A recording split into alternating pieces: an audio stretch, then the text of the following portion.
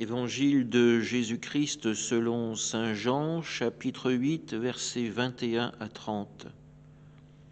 En ce temps-là, Jésus disait aux pharisiens, « Je m'en vais, vous me chercherez et vous mourrez dans votre péché. Là où moi je vais, vous ne pouvez pas aller. » Les Juifs disaient, « Veut-il donc se donner la mort, puisqu'il dit, « Là où moi je vais, vous ne pouvez pas aller ?» Il leur répondit, « Vous êtes d'en bas, moi je suis d'en haut. Vous êtes de ce monde, moi je ne suis pas de ce monde. C'est pourquoi je vous ai dit que vous mourrez dans vos péchés. En effet, si vous ne croyez pas que moi je suis, vous mourrez dans vos péchés. » Alors il lui demandait, « Toi, qui es-tu » Jésus leur répondit, « Je n'ai pas cessé de vous le dire. À votre sujet, j'ai beaucoup à dire et à juger. D'ailleurs, celui qui m'a envoyé dit la vérité, et ce que j'ai entendu de lui, je le dis pour le monde. » Ils ne comprirent pas qu'il leur parlait du Père. Jésus leur déclara, « Quand vous aurez élevé le Fils de l'homme, alors vous comprendrez que moi je suis, et que je ne fais rien de moi-même. Ce que je dis là, je le dis comme le Père me l'a enseigné. Celui qui m'a envoyé est avec moi. Il ne m'a pas laissé seul parce que je fais toujours ce qui lui est agréable. » Sur ces paroles de Jésus, beaucoup crurent en lui.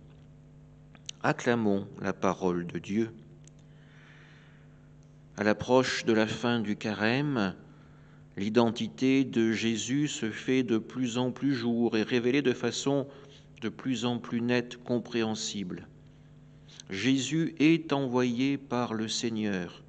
Jésus est là pour nous faire entendre sa voix, pour nous faire entrer dans la vérité même de Dieu.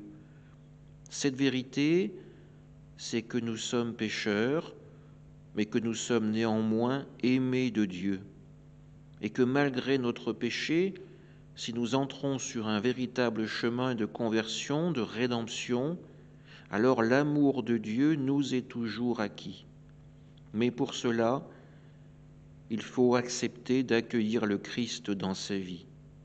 Non pas le Christ que nous fantasmons, que nous voulons créer à notre image, le Christ tel qu'il est, avec son enseignement, ses paroles, avec cette exigence du pardon à vivre, à recevoir et à donner, avec cette exigence de le suivre en portant notre croix, avec cette exigence de vérité dans notre propre vie. Alors que cette fin de carême soit pour nous le début de la conversion, le début de l'accueil de Jésus dans notre vie. Amen.